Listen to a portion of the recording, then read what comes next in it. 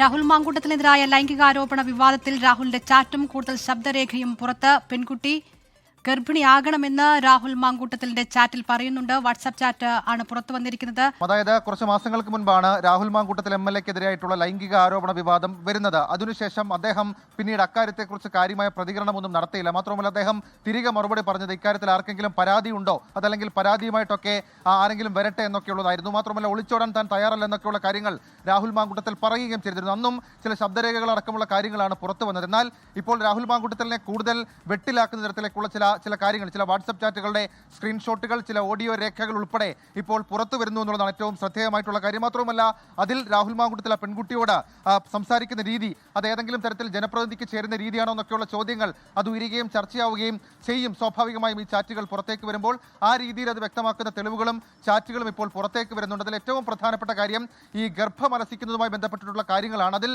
അക്കാര്യത്തിൽ ആ വാട്സപ്പ് ചാറ്റിൽ പറയുന്ന ഒരു പ്രധാനപ്പെട്ട കാര്യം എന്ന് പറയുന്നത് ഈ ഏറ്റവും പ്രധാനമായും അത് രാഹുൽ മാങ്കൂട്ടത്തിൽ ആ പെൺകുട്ടി അതിനുശേഷം അയക്കുന്ന ചില കാര്യങ്ങളാണ്. അതിൽ പറയുന്നുണ്ട് ഈ പ്രഗ്നന്റ് ആകാൻ റെഡിയാകൂ.